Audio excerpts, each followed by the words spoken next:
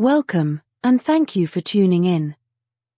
If you enjoy this video, we invite those of you who haven't yet done so, to like, comment, share, subscribe, and click the notification icon, to be notified when the next one is uploaded.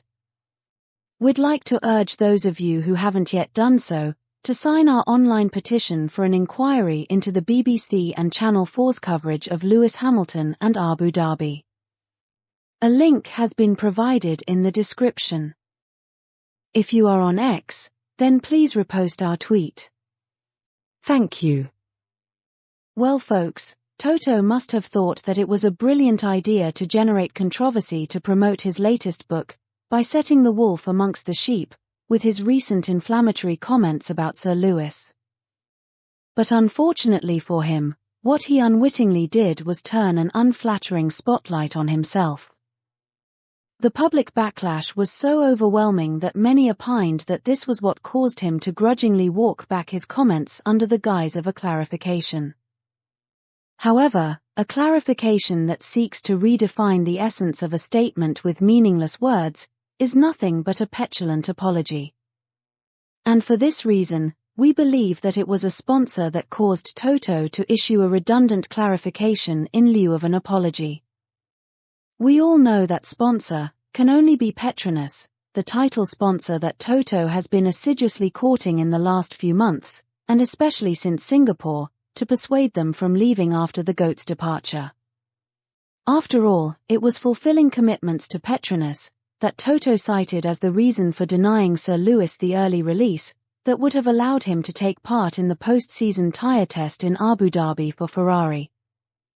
As has become their modus operandi, when briefing against the GOAT, Mercedes claimed at the time that it was a joint decision.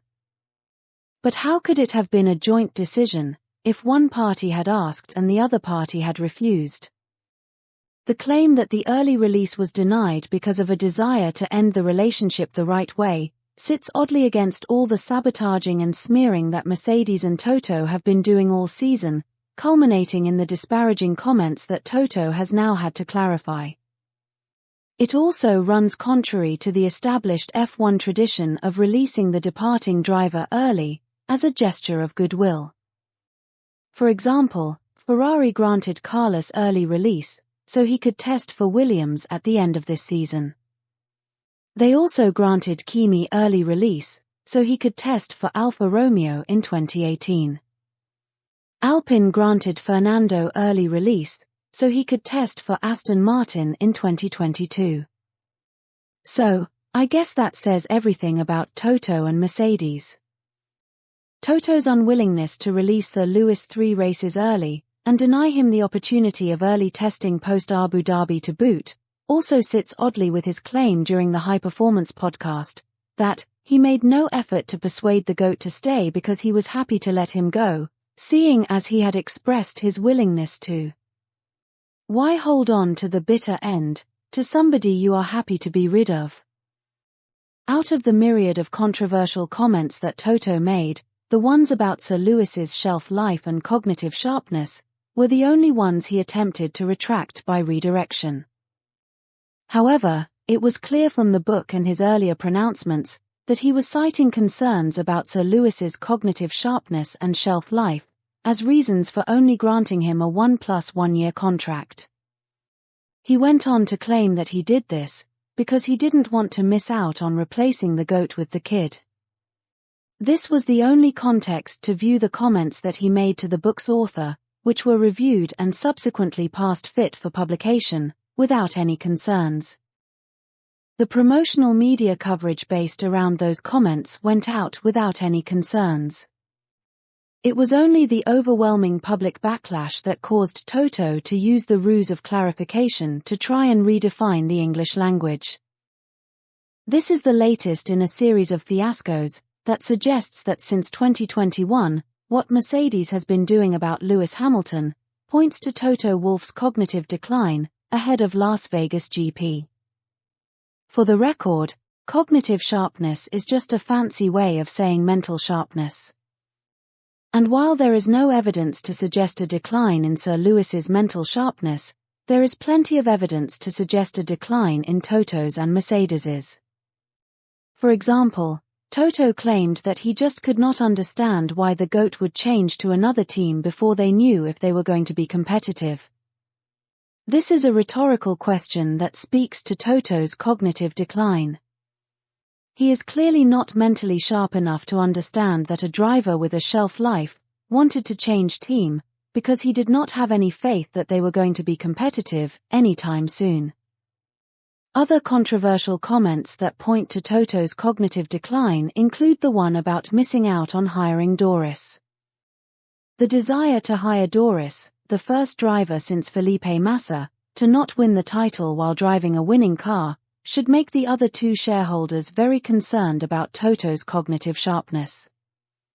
They should be equally concerned that Toto cannot recognize that if Sir Lewis was going to Ferrari to replace Carlos, then there is no way that Charles would be available in the first instance, and in any event, why would he want to leave Ferrari for a lower-ranked team?